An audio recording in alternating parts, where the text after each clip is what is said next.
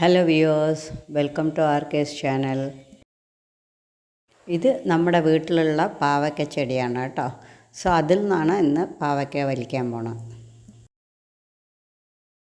ഇത്രയും പാവയ്ക്ക കിട്ടിയിട്ടുണ്ട് കേട്ടോ.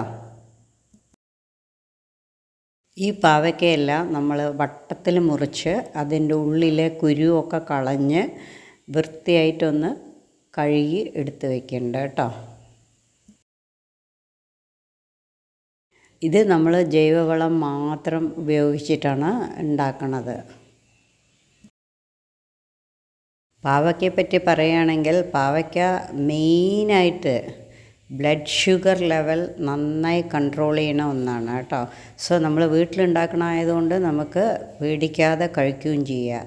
പിന്നെ ഇത് നല്ലൊരു നല്ലൊരു ലോ കാലറി ഉള്ള ഒരു വെജിറ്റബിളാണ്.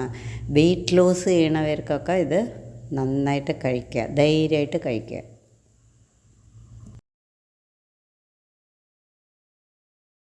ഇത് പാവയ്ക്കയെല്ലാം വട്ടത്തിൽ മുറിച്ച് കഴിഞ്ഞു. ഇനിയിപ്പോൾ ഇത് ഞാൻ വെള്ളം ഒഴിച്ചിട്ടൊന്ന് ക്ലീൻ ചെയ്യാൻ പോവുകയാണ് കേട്ടോ. നന്നായിട്ടൊന്ന് കഴുകാൻ പോവുകയാണ്.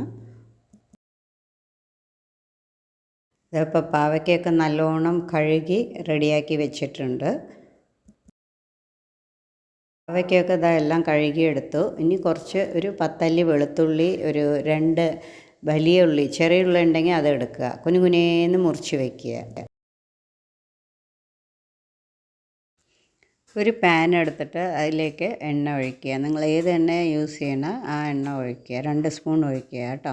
അതിലേക്ക് കറിവേപ്പില, 2-3 തണ്ട് കറിവേപ്പില ഇടുക. അത് മുറിച്ച് വെച്ചിരിക്കുന്ന വെളുത്തുള്ളി, ഉള്ളി എല്ലാം കൂടി അതിലേക്ക് അങ്ങോട്ട് ഇട്ട് കൊടുക്കുക കേട്ടോ. എന്നിട്ടൊന്ന് നന്നായിട്ട് വഴറ്റുക. ഇതെല്ലാം മീഡിയം ഫ്ലെയിമിലിട്ട് ചെയ്യണം കേട്ടോ, ഹൈ ഫ്ലെയിമിൽ ഇടരുത്.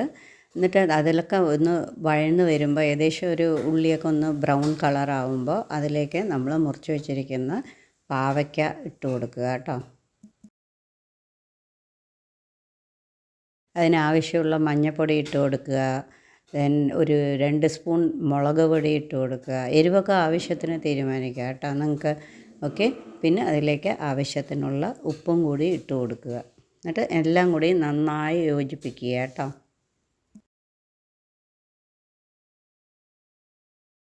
നന്നായി യോജിപ്പിച്ച ശേഷം ഒരു 10 മിനിറ്റ് അടച്ചു വയ്ക്കുക. നല്ല ഒരു പാവയ്ക്ക ഫ്രൈ തയ്യാറാണ്.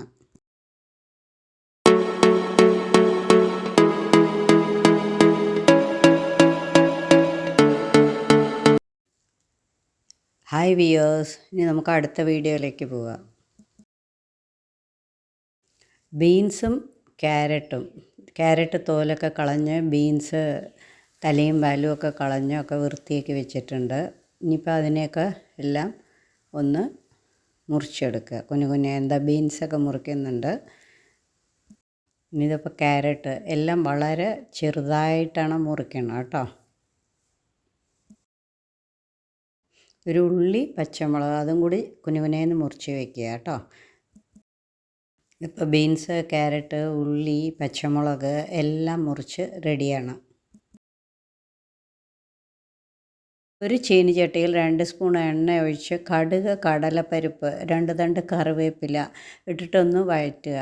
അത് കഴിഞ്ഞിട്ട് നമ്മൾ മുറിച്ച് വെച്ചിരിക്കുന്ന ഉള്ളി, പച്ചമുളക് അതും കൂടി മൂത്ത് വരുമ്പോൾ അതിലേക്ക് മുറിച്ച് വെച്ചിരിക്കുന്ന ക്യാരറ്റ്, ബീൻസ് ഇട്ട് കൊടുക്കുക കേട്ടോ.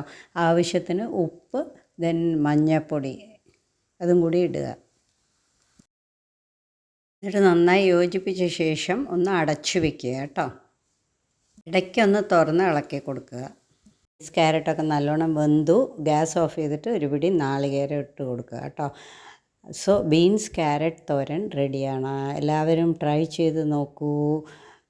വീഡിയോ ലൈക്ക് ചെയ്യൂ, ഷെയർ ചെയ്യൂ, സബ്സ്ക്രൈബ് ചെയ്യൂ. Happy cooking.